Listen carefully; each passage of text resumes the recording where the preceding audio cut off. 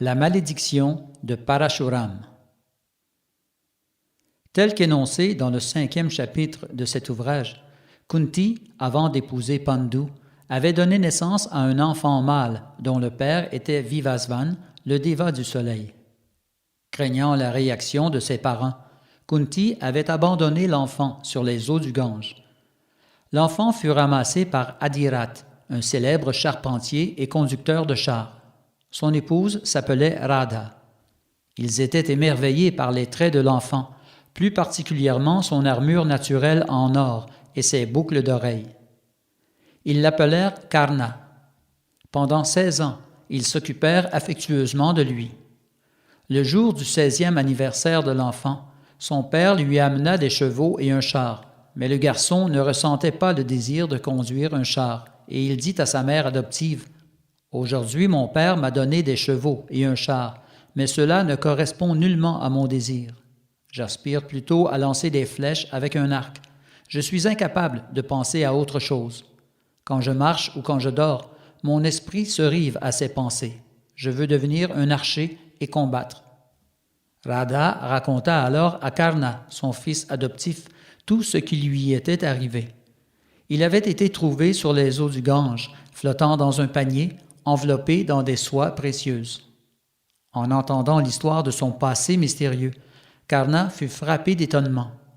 Après leur en avoir demandé la permission, Karna quitta ses parents adoptifs pour se rendre dans la ville d'Hastinapur afin d'y trouver un maître d'armes.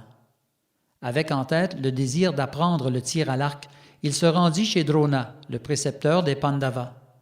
En audience privée, Karna dit à Drona: « Maître, j'aspire à devenir ton disciple et apprendre de toi l'art du tir à l'arc. Je suis le fils d'Adirat, le charpentier et conducteur de chars. » Drona n'était pas disposé à donner son enseignement au fils d'un Shudra, et il le renvoya aussitôt. Toutefois, Karna était déterminé à devenir un archer. Il alla voir Parashuram, le vainqueur des Kshatriyas. Parashuram, il y a longtemps, avait exterminé à 21 reprises la race des Kshatriyas à la suite de la mort de son père aux mains de ces derniers. Karna savait très bien que le grand sage Parashuram nourrissait une haine envers les Kshatriyas. C'est pourquoi il se présenta devant lui en tant que Brahmana. En réalité, le père adoptif de Karna était né de l'union d'un Brahmana et d'une princesse Kshatriya. Karna décida tout de même d'approcher Parashuram, sachant bien qu'il y trouverait peut-être la malédiction, voire la mort. Avec ce plan à l'esprit, Karna se rendit à l'ermitage de Parashuram, incarnation de Vishnu. Le sage était assis en méditation. Ses cheveux étaient mêlés et ses yeux brûlaient comme du feu. Se prosternant aux pieds de ce grand personnage, Karna prit la parole. « Je suis venu te faire part de mon désir profond. Je t'en prie, ne me renvoie pas sans m'avoir donné ta miséricorde. » Karna pleurait et son corps tremblotait. Parashuram aida Karna à se relever et lui demanda: « Es-tu un kshatriya » Karna lui répondit: « Non, maître, je suis un brahmana. » Parashuram, souriant, lui dit: « Dans ce cas, je t'enseignerai volontiers tout ce que je connais. » L'éducation de Karna commença aussitôt. Il passa plusieurs mois à l'ashram du grand sage. Il oublia toute la douleur que lui causait le fait d'être le fils d'un charpentier. Il en oublia même le mystère de sa naissance. Seule son éducation l'intéressait, comment devenir un puissant guerrier. Il apprit l'art de manier des armes de toutes sortes, par exemple le brahmastra, une arme atomique. Son maître d'armes était fort satisfait de lui. Vers la fin de sa formation, Parashuram le conseilla en ces termes: « Ta présence en ma demeure me fut très agréable. Je t'ai appris tout ce que je savais. Tu es honnête, respectueux envers les aînés, et tu as foulé le chemin de la vertu.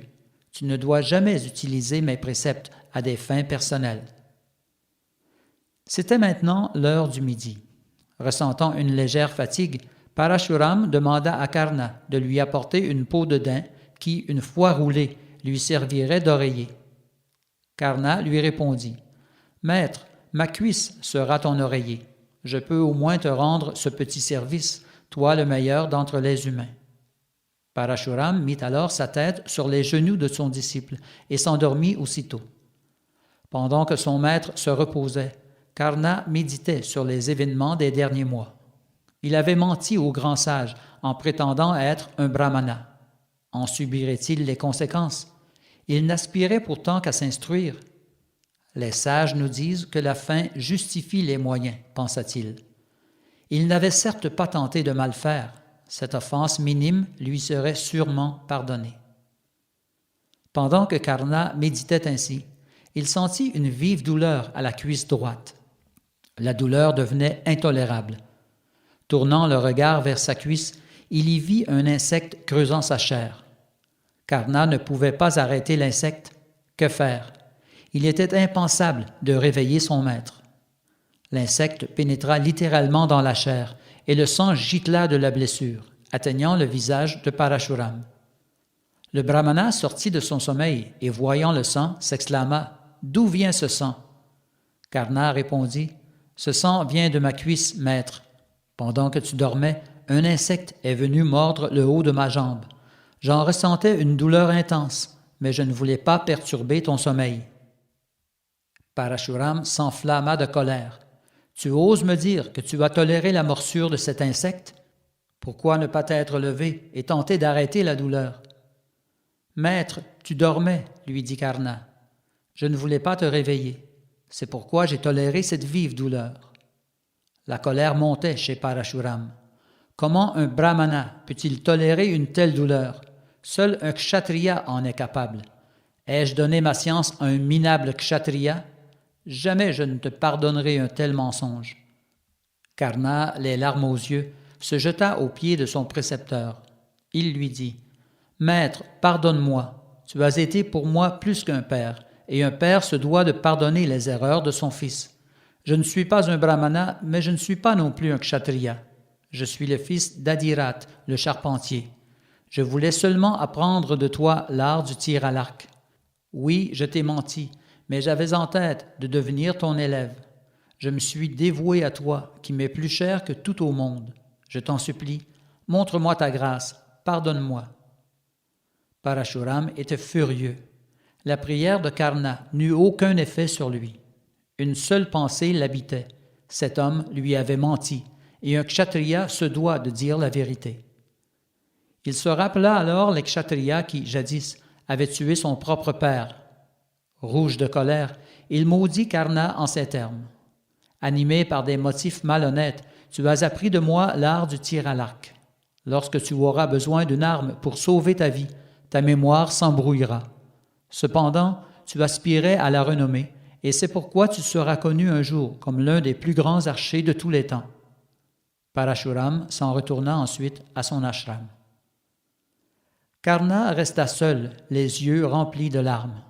Puis, se ressaisissant, il se mit à errer çà et là. Il marcha pendant plusieurs jours. Seule la malédiction de Parashuram meublait ses pensées. Tout à coup, il crut apercevoir un daim, et tout naturellement, il plaça une flèche sur son arc pour la lancer vers l'animal. Cependant, l'animal n'était pas un daim, mais une vache. Karna en devint horrifié. Il alla trouver le brahmana à qui appartenait l'animal, et il lui dit qu'il avait tué sa vache, croyant qu'il s'agissait d'un daim. Karna tenta de l'amadouer, mais le brahmana, furieux, ne voulut rien entendre. Il maudit Karna en ces termes. « Quand tu te battras avec ton pire ennemi, la roue de ton char s'enfoncera dans la boue, et tout comme tu as tué ma pauvre vache au moment où elle s'en attendait le moins, tu seras tué toi aussi, pendant que tu seras sans défense. » Karna avait du mal à croire que toutes ces choses lui arrivaient. Il comprit alors que cela était son karma, son destin. Sinon, comment tout cela aurait-il pu se produire? Il se voyait en proie à la providence cruelle, puis il se rappela sa naissance mystérieuse. Peut-être aurait-il pu annuler la malédiction, car après tout, il était un disciple du grand sage Parashuram. Son maître aussi, toutefois, l'avait maudit. Il vit toutes ces choses comme étant son destin, et il l'accepta ainsi. Puis il s'en retourna chez lui. Sa mère était fière de lui lorsqu'elle apprit qu'il était devenu le disciple de Parashuram. Karna, cependant, ne lui glissa aucun mot au sujet des 2 malédictions prononcées contre lui. Après un certain temps, il apprit qu'un tournoi aurait bientôt lieu dans la ville d'Hastinapur et il décida de s'y rendre afin de prendre part à la compétition.